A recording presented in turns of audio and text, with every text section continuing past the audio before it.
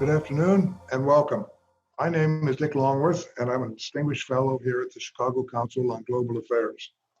Thank you for joining us for this afternoon's program, the Diplomatic Dissent Channel, with Elizabeth Shackelford, the author of the excellent new book, The Dissent Channel.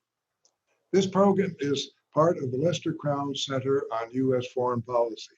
A generous gift from the Crown family supports all the Council's efforts and the development of digital resources to make the Council's foreign policy content more accessible across platforms. Before we start this conversation, please note that the Council is an independent and nonpartisan membership organization. We are on the record, and the views expressed by experts we host are their own and do not represent institutional positions or views of the Council. Now, after the moderated discussion, we will try to open the session up for your questions. So please turn your browsers to ccga.live to submit a question or vote for questions you like. It's now my pleasure to introduce our speaker today, Elizabeth Shackelford. Elizabeth is a fellow at the Quincy Institute for Responsible Statecraft, but before that, she served as a career diplomat in the U.S. State Department, in the embassies in Poland, South Sudan, and Somalia, as well as in Washington. She is probably best known for the blistering letter of resignation she sent to then Secretary of State Rex Tillerson earlier in the Trump administration.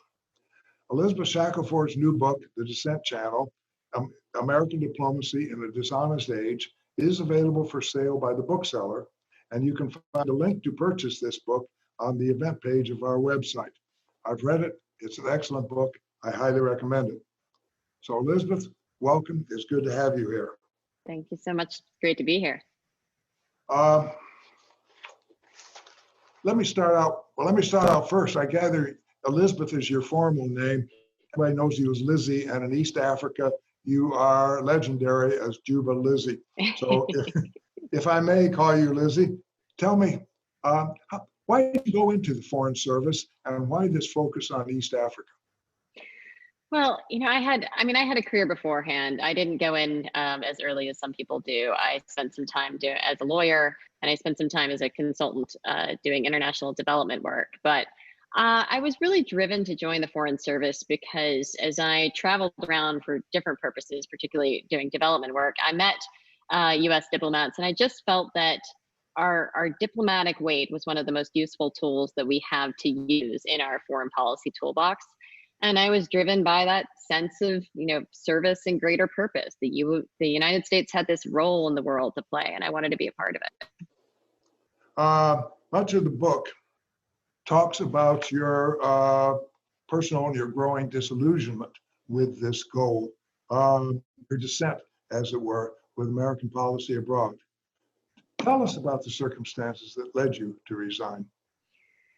Well, I had growing disillusionment with our foreign policy for many years before I did resign, and there was a qualitative difference between the problems that I had with what was happening under the Obama administration and the changes that happened under the Trump administration. But to be clear, I had a lot of disagreement with what was happening during the Obama years, particularly because I was in South Sudan and I really disagreed with our approach there.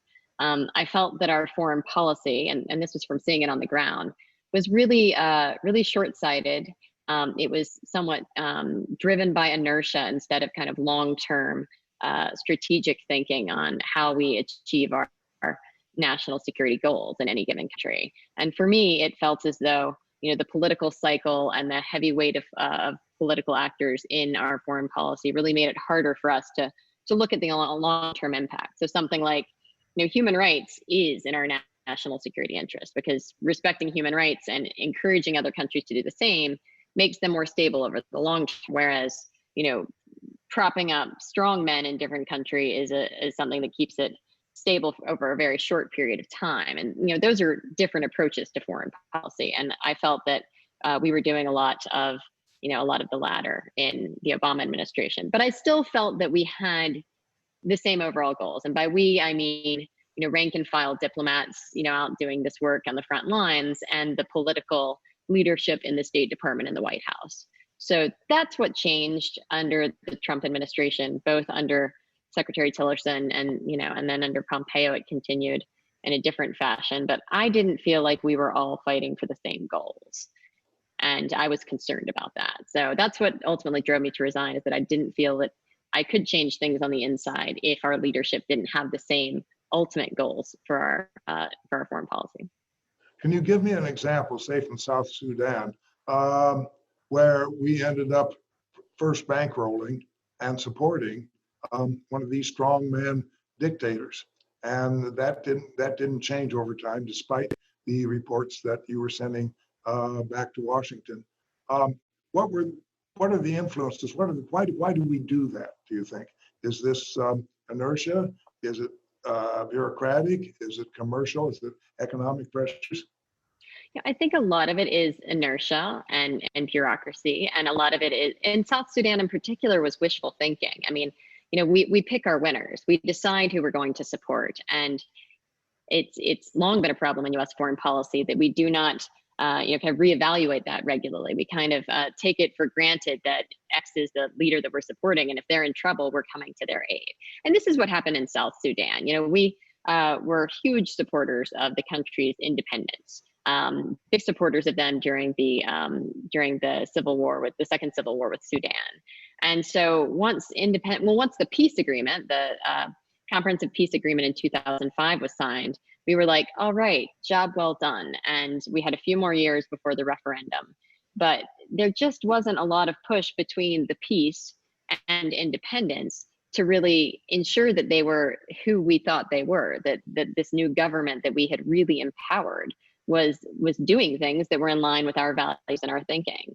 And we turned a blind eye frequently because we had just decided that those were the guys we were going to support. And so when the civil war broke out in 2013, we were very hesitant to turn our backs on Salva Kiir, who we'd been supporting for so long. I think so much of it comes down to inertia, and so much of it, in the later years of that support, came down to nobody really wanted to admit this was a failure on our watch. And that was part of why we were unwilling to admit it out in the open. Now, you felt that the Trump administration was just more than you could handle, but you as you talked, a lot of this was going on under the Obama administration. One person you zero in on for some criticism is Susan Rice, who is now, of course, shortlisted to be Joe Biden's vice presidential candidate.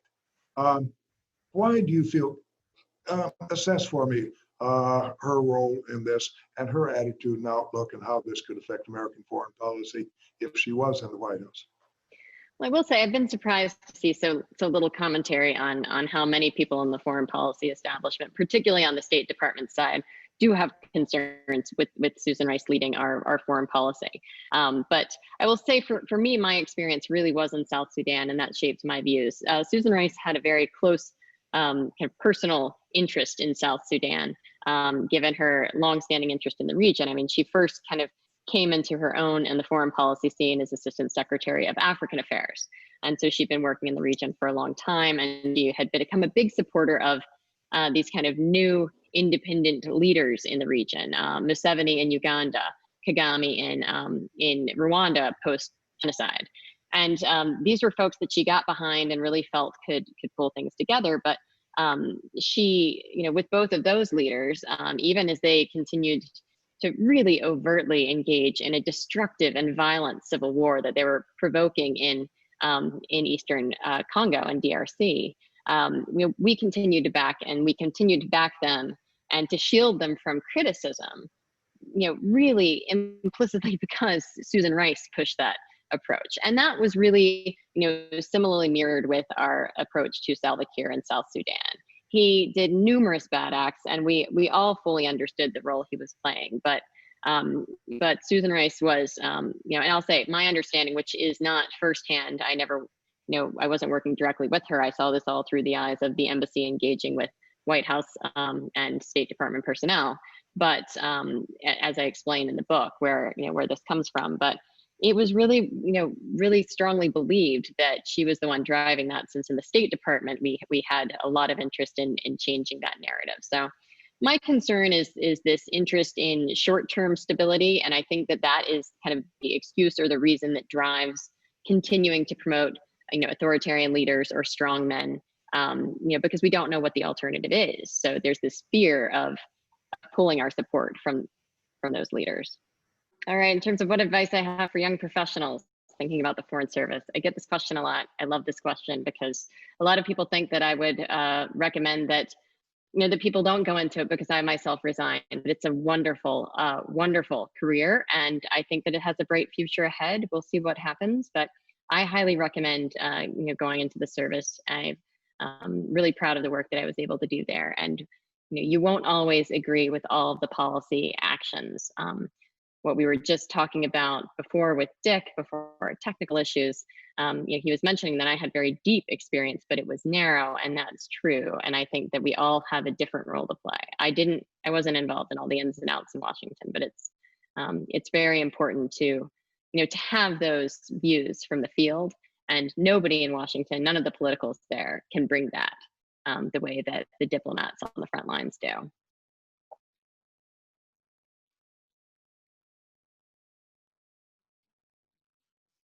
The Dissent channel, the title of my book. All right, what reforms would I make to the Dissent channel? For anybody who's had a chance to read my book, the whole book is some form of dissent against the policy decisions we were making there. But the State Department has this unique tool. It was developed during the Vietnam era. It was called the Dissent channel, and it was specifically created to give foreign service officers and civil servants who disagreed with the prevailing policy an opportunity to send that up to to send their disagreement up to the highest level. So I did go through the process of submitting a dissent channel cable while I was after I returned to Washington, D.C. from South Sudan.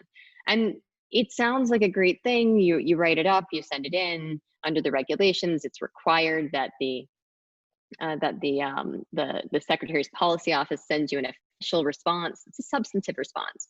But I would make the dissent channel a far more kind of publicly accessible, within the department, publicly accessible tool. At the moment you submit it in, nobody's able to read dissent channel cables. Nobody is able to search for them and find out who might have had disagreements at different points. It's in this very, very narrow channel. So when I was pursuing a dissent channel cable, I wasn't even able to access those, the prior ones in order to get a sense of what people had been saying before. So I would certainly recommend that becomes something that's open so that it can really foster open discussion in the department. And the second thing that I would do is that back in the 1970s, the Dissent channel was partnered with an open forum for discussing these things. And I would bring that back and really demonstrate this interest in a robust discussion and debate over our policy. All right, next question on Biden's presidency. How would it change US policy towards East Africa? This gets back to the last question about Susan Rice. I expect and anticipate that a Biden administration is going to have very similar foreign policy to an Obama administration, which is wonderful in many ways. And in some ways, I would certainly push for changes in it. I do think and expect that we would see a lot more of a promotion of big diplomatic actions like we saw under the Obama administration on things like the Iran nuclear deal and the Paris Climate Accords. In East Africa, though, particularly if you have Susan Rice at the helm in a high up position, I'm concerned that we would continue a policy of really promoting and pushing these kind of strong men who've been in the lead in many of those countries there. My recommendation and my hope with raising my concerns is that we start to look back and reflect. I wouldn't expect that a Biden administration would go back and start wholeheartly supporting Salva Kiir, because we are very over that. And I think that even the Obama administration had reached that point at the end of it. But I do worry that we would not necessarily be as cautious about our inertia and continuing to support the winners that we choose early on. So my hope is that our viewpoint would be more long-term and would be more reflective of promoting and highlighting and really showing that we care about human rights and the rule of law, because we turn a blind eye to a lot of the bad acts that we see in places like Uganda and Rwanda, and we have for quite some time. I think so I've been getting some questions here. I think that if anyone in the audience, while we're still dealing with this, if folks here can see and me and use the chat, feel free to send in some questions in the chat box, and I'm happy to answer them while we're dealing with our technical difficulties. All right, another issue that's of interest to a lot of folks right now, and I'm getting these through my chat box, by the way, is how would I assess morale in the State Department right now? First thing, if you're interested in the state of the State Department, the Senate Foreign Relations Committee minority staff released a report just yesterday talking about the state of the State Department and the assault on a lot of our career officials. And I think that it would be, if you're interested, please look it up. You can go to Senator Menendez's website, pull up the report, and you can also pull up the video from the panel that we had yesterday on this topic. But morale is very low, and it continues to drop because of incidents like having the Inspector General for the State Department, pushed out only in May while he was investigating some bad acts by Secretary Pompeo and other people in the department. I think that it's the complete lack of accountability and the lack of support that you've seen for career officials has really been a problem. One of the issues we were talking about this panel yesterday with Senator Menendez was, what's the difference now for officials, foreign service officers and civil servants who are still in the department? And the difference is, for me, I worked very long hours in hard, challenging, difficult places. And I did so knowing that there were people back in Washington. They might not take all of my suggestions or advice, and I might disagree with our policy, but they cared what I had to say. And they also cared about the goals that I believed in. And I think today you have really low morale at the State Department because people no longer feel that they're putting out that blood, sweat, and tears, that they're risking their own security in dangerous places. In order to what end? If nobody in Washington is going to be persuaded or influenced by the information you're sending back, why are you doing that? Why did I serve in 2 war zones? Because I felt that this was important information that I was able to find that could influence policy back in Washington. And while it didn't influence it to the extent that I wanted, I do know that my cables were being read. My cables about the atrocities that were happening were circulating in the White House, and at least people knew when they were making their policy decisions. Another question from the group is, what advice would I give for a diplomat serving in Warsaw post-Trump? Which is a fascinating question. I've told a number of people that when I served in Warsaw back in 2011, it was kind of a slow place. I was the human rights officer there, and Poland was this leader in the EU in terms of how much it had moved up on human rights and democracy and engagement, and economically it had become very strong. So it was a really positive time to be there. And that is a far cry from where that country is today. I mean, with the government just a few days ago saying that they were going to pull out of the violence, the CEDAW, the Treaty Against Violence Against Women.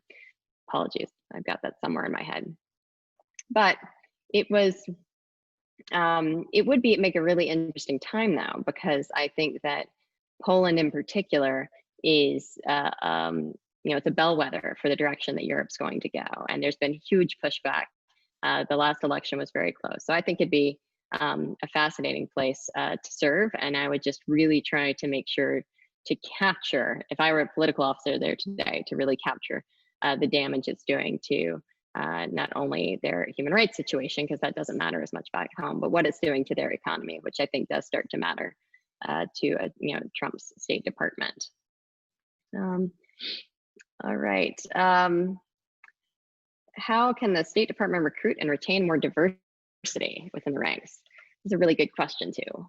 And it's something that luckily under the current situation in our country is, it's really, it's come to the forefront. The State Department has been fighting and struggling with the issue of diversity for many years. And they made some strides. They made some very big strides under Diplomacy 3.0 about 10 years ago.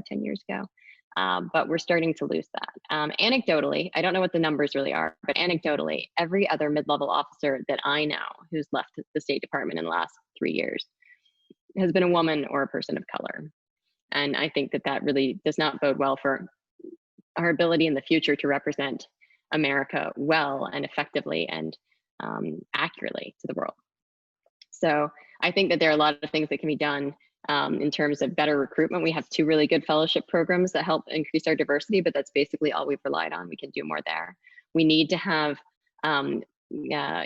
gender and colorblind promotion panels, and we need to probably start having, if not quotas, at least targets for how many people at higher levels are people of color and women. We're really not doing well there. But there are a lot of very concrete, specific, actually matters of advice in that report that I was mentioning from the Senate Foreign Relations Committee staff. So if people are interested in that, I would really check that out. You can find it on Senator Menendez's website. In terms of recruitment, I think of more diversity. They're the hard thing. They're the kind of concrete things that you can do. You create fellowships, go and recruit at historically Black colleges, and all of that's important. But it's also incredibly important that people understand that our leadership supports a more diverse State Department, and that's something that we've been losing with a lot of the language and not so subtle attacks that we've seen coming out of the State Department and the White House. So I think that the leadership needs to be from the top. And it also needs to involve things like ensuring that our delegations are not entirely stocked with white men, in order to demonstrate to people as they move up, that they have a place at the table, and that's important to our leadership. All right, in my view, what is the biggest challenge facing US foreign policy today? That's a big question. We're facing a lot of challenges right now. But I would say that there's the obvious one right now of we're working under an administration that has kind of thrown up its hands at kind of traditional diplomacy. But I'm going to get outside of that, because a lot of our foreign policy problems have really been longstanding, and they've been exacerbated under this administration, but they're not entirely new. And the biggest challenge for me is that our foreign policy has become increasingly militarized over the past 20 years. And that the State Department itself has been sitting in an increasingly shrinking seat at the national security table. And this has happened for a few reasons. One is, it was kind of the natural move after the September 11th attacks that we were going to go, kind of the military foot forward. But we've done that with very little oversight over that, or critical reflection on the implications of it. And it's been, the militarization has really been held hand in hand with a couple of other things. One is we've been having increasing numbers of political appointees in the State Department. That actually has a really huge impact. If you went to the Pentagon and told them that you were going to put the percentage of leadership positions as political appointees that we have at the State Department, they would never accept that. People would find that completely absurd, that you would find people all through the ranks who are just political appointments and not folks who've come up through the ranks in the military. And so we have to start looking at our diplomacy in the same way as a level of expertise and experience that you need in order to do it. There will always be political appointees, certainly at the top, but things become a lot more short-sighted the more political appointees that you have, and you start to lose that. So number of political appointees we absolutely need to cap at a certain number and a certain level, so that we continue to have that long-term view. And then a second issue is the increasing size and weight of the National Security Council, which in and of itself has become effectively a form of kind of a mini State Department. So for all of those reasons, the State Department has receded, and our military, I'll say on the third point, of course, is just the massive budget that we have. Last point on the militarization of our foreign policy, I will put is the lack of congressional oversight. Nobody wants to have a vote on war since Iraq, and so they just choose not to have votes on war. And that is a real loss of oversight. Welcome back, Dick. Thank you. As we were saying when I was so rudely interrupted, you've been answering questions from otherwise. That's good. Glad you could keep going there. I was wanting to ask, the title of the book is The Dissent Channel, but the subtitle is American Diplomacy in a Dishonest Age. What do you mean by that? It's, for me, a lot of our problems with our foreign policy historically is that we are willfully blind to a lot of our efforts, how they enable bad acts and bad results. I believe that we've been very dishonest about the negative implications of a lot of our interventions, both military and otherwise. So, American diplomacy in a dishonest age is, being a diplomat in and pushing for our foreign policy goals overseas at a time when we're not being honest with that role that we play. And for me, it's really disappointing. We don't see after action reports on policy decisions that we do. And we just move on to the next one. But that blind faith we had that things would have been worse without our intervention, regardless of how bad things are, really is kind of the first failure of our foreign policy to me. Now, we are often accused of meddling everywhere, as you just mentioned. On the other hand, in South Sudan, we were one of the midwives to the birth of this country. We supported it with a lot of money. We really made an investment there. One message from your book is that we didn't capitalize on this leverage that we had. In other words, perhaps we didn't meddle enough. I feel as though there was a lot of meddling, but it wasn't the right meddling, because we were pouring money in. Any money that you pour into a country is meddling. Not necessarily negative, but it influences things from the very basic aspect of when a country is kind of recovering from war and you start to see development funding pour in, that automatically completely distorts the local economy and it becomes a massive source for graft and corruption. So our meddling tends to do, regardless of what we intend for it, if we're not really, really careful with how it is utilized, it can often get twisted into something very negative. But I would say that I often asked, while I was in Juba, while I was back in Washington, I asked frequently why we weren't using our leverage enough. And the response that I often got, which just blew my mind, was, well, if we threaten to use it, but then we use it, then we don't have it to threaten anymore, which is a very bizarre tautological argument I've never quite come to understand. But that really does seem to be one of our issues. We have leverage, but we fear that if it doesn't work when we use it, then what are we left with? I've seen that issue with, our foreign policy in a lot of places. It sounds so simple and so strange, but, for me, well, if we're pouring this much money in and we're afraid to try and use our leverage, then what's that support for anyway? And so that's been, we were meddling, but we were not using it early enough to influence, and we were not using it to influence the right things. While I was gone, did you talk about the Dissent channel itself? I did speak about it. If you've got specific questions I can answer, we covered it in brief. And were you asked about the obligation that American diplomats have to represent their country abroad and the difficulty, sometimes the psychological strain that can do? I did not discuss that. And that is, that's a challenge. Okay, the point is, one that I want to make is that this is part of your job. This is part of your obligation to support the policy of the current administration, whether you disagree with it or not. And there's always going to be things that you disagree with. But how do you cope with this? And at what point does this just get to be too much? For me, I can see only a couple of times in our history when it probably would have been so much that it would force me to say, I cannot represent that policy. Even in South Sudan, as I tried to change it, I continued to represent the U.S. position there.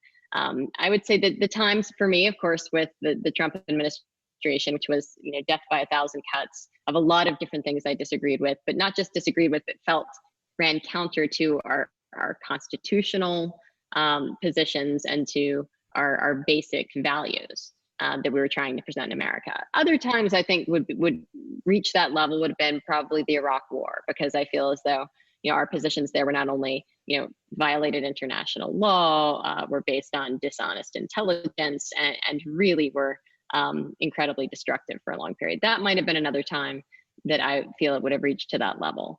But I want people to understand that it really is an apolitical group of people. When people feel like they can no longer represent what we're doing in any administration, it's not because of politics, it's because of principle and because of what we feel our job is. And our job is to represent is to represent American national security interests and to promote national security interests. When what we're doing is undermining our national security interests, that's when it crosses the line. Yes, I remember diplomats who went into the Foreign Service in response to JFK's calls, ask not what country can do for you, but what you can do for the country. And they were drawn into this and suddenly found themselves having to defend LBJ's war in Vietnam. And it was a, it was a real crisis, a personal crisis for many of them, and a lot of them left. So this is a recurring thing. Is there any mechanism apart from the Dissent channel in the State Department to deal with this, with the very real agonies that diplomats go through? They don't want to leave their jobs. They love the work, but they just can't handle this particular stress. There's not another official mechanism. I think that there is room for some. I think that there's room for, in the 1970s, when they established the Dissent channel, they established this open forum. There was this opportunity to really have robust discussion. And I feel as though when you feel like you are being heard and listened to and having a real discourse about the policy issues, that does a lot to appease the struggle that you can have to do that. It gets back to what we were speaking about before the break, which is I disagreed a lot with a lot of the policy direction that came out of Washington. But at the same time, as you said, I had narrow but deep experience. But I also know that there were limits on both my knowledge and understanding of the bigger picture of foreign policy. And so I think that we all have a lot to learn, even from policies that we disagree with. So that's why I feel that if you had more of an open culture of discussing and welcoming dissent and criticism and a robust debate over what we were doing, and you could build that into what diplomats do, we'd feel like we had that outlet and not waste, which I don't feel culturally we do very much. Now, I assume you keep in touch with old friends and colleagues from the Foreign Service. What's going on? What do you hear? You left in opposition to the Trump foreign policy, which hasn't changed much since you left. How are your colleagues handling this? Are more and more people resigning? What's happening? I feel like most of the people who are going to resign for these reasons, did in the first couple of years, and a lot of people do feel genuinely that they're in positions where they can do good work somewhat outside the limelight of issues that are under the Trump administration's focal point. And they believe deeply in that work, and they want to be there to kind of keep pushing it through to the other side.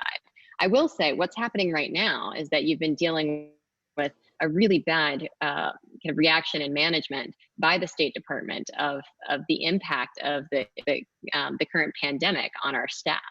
And you have a lot of people who are struggling with how do we manage working in places that don't have the health care that we need should we get sick? How do we manage, going into the office if we need to when our kids aren't going to school? And State Department personnel and Foreign Service officers survive thick and thin when they feel as though what they are doing really is respected in Washington and that they're getting listened to. And it's becoming, I think, this particular challenge with the pandemic and just logistically how problematic that is really bringing another wave of really challenging morale problems. And I think that we might see more people leaving because they don't feel like the sacrifices they're making under this pandemic are being sufficiently supported and respected in Washington. Are they able to work remotely? Part of a diplomat's job on the scene is to get out on the streets, interact with people, talk with people. It's a very personal sort of profession. It's very hindered at the moment for a lot of reasons. Some people are still, depending, it's really been embassy to embassy managed. depending on how dangerous the different situations are. Although, of course, right now, you are probably more likely to get, COVID-19 in the United States than in most of the countries where we serve. The question is, what are your medical resources there? A lot of people can work remotely. We do a lot on email now, but many things, because of their sensitive nature, can't be done remotely. And as you say, you're missing all of that in-person opportunity, which is critical. I'm trying to think. Certainly the most dramatic part of your book was during the Civil War, then, when you were in charge of getting hundreds of Americans out of Juba, out of South Sudan safely, out at the airport, dealing with mobs, really, of people trying to get on American planes. There's no social distancing in that. You couldn't have done that job. In a situation like that, what is the diplomat to do? That can't be unique. I mean, in terms of like doing that under the current conditions? Yes. Yeah. Well, we've seen that. I mean, tens of thousands of Americans were evacuated back to the United States over the past few months. But I tell you, it has been hard and risky and challenging. And I think that, I am certain that during those waves of people that were coming back and, kind of in March and April, when they were first doing the evacuations, I imagine we got a lot of people who got sick through exposure at that time. You have to do the work. And I'm very proud of a lot of my friends who worked on evacuations from different countries. But as I heard from many of them, it was both worrying and scary and invigorating to be able to help Americans. But I think that, again, one of the big challenges from a morale point of view and a why am I putting myself out here point of view is that they weren't getting the support that they needed from Washington. Your main focus, one of your main interests, is human rights.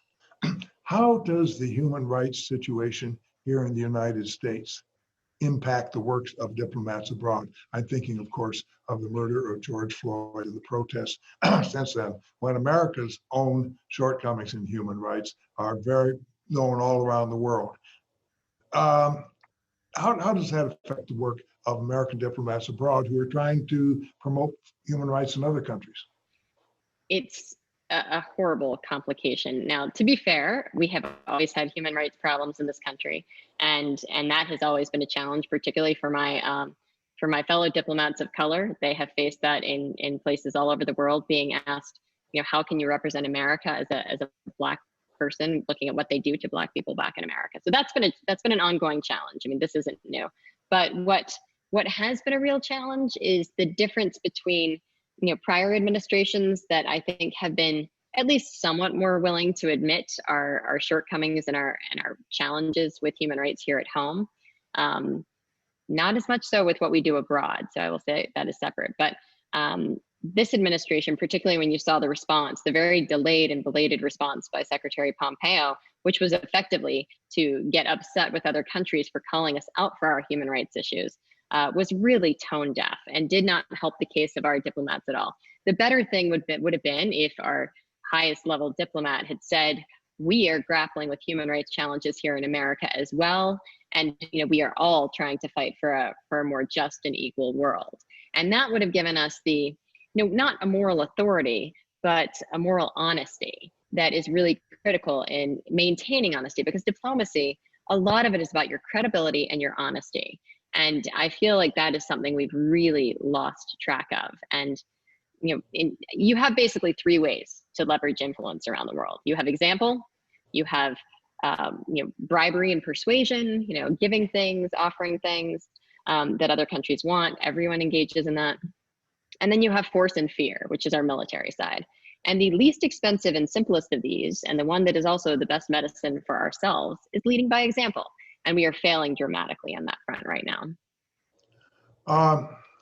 We got an election coming up, possibly in the new year. There will be a new administration. Let's assume that there is. The State Department is in bad shape now, as we all know, and as you've said, just simply for lack of personnel. One assumes that a new administration would try to beef it up. But if you were in charge, if you were asked to give direction to this new post-Trump State Department on how we could restore our role in the world, what are 2 or 3 main guidelines that you would suggest? Yeah, I think that I mean we've got to do a lot to recover our position in the State Department, and the first issue is acknowledging that this is not the crumbling of the State Department is not a new issue under the Trump administration. It has just been dramatically exacerbated. So for a start, we need to look at our budget. We do need to look at our number of personnel. We need to improve our general personnel kind of hiring and promotion process for purposes of diversity, of course, but for a number of other things to ensure that we don't build up biases that work their way up through the ranks in order to have a more diverse and representative leadership in the State Department, not just at the entry levels. We need to limit the numbers of political appointees across the department so that we have and retain and use our expertise. And we need to, honestly, one of the most important things that we need to do is to reduce the primacy of the Pentagon and the military. We need the State Department to take its leadership role back again. I'll say the final thing that we really need to look into at the State Department is to promote a better culture of accountability and of kind of robust debate and dissent over our policies. And we have seen that really get undermined with the State Department over the past year in particular. Our oversight, our Inspector General's office needs to be, given its full authority, depoliticized, and people need to be encouraged again to speak up and push back and help us, reduce waste and improve our use of our resources because they are limited. One last question. If all of this comes to pass, would you like to go back into the Foreign Service? That is a really good question. I would consider going back into the administration at some point. I don't think I would probably go for some of the reasons that I was mentioning. The Foreign Service has a very difficult promotion, long, slow promotion process, and it's not necessarily built to give people opportunities and platforms earlier in their careers. I think I've been pretty excited to find an opportunity and a platform to share, my views on foreign policy. But I do hope that whatever does come, that I have an opportunity to help shape our foreign policy moving forward, and hopefully to make it a more, one that's more grounded in our values and real long-term goals. Thank you very much, Elizabeth Shackelford. You struck a blow for this through the book. It is an excellent book. I hope everybody reads it. To understand America's role in the world, it is vital. A recording of this program will be available on the Council website, on the YouTube channel, and on our social media platforms very shortly. As a reminder, Elizabeth Shackelford's new book, The Dissent Channel, American Diplomacy in a Dishonest Age, is available for sale. Very good, there it is. Is for sale by the bookseller. A direct link can be found on the events page. With that, thank you all for joining us today. Thank you, Elizabeth, and we hope you will continue to engage with us. Thank you so much. I enjoyed it.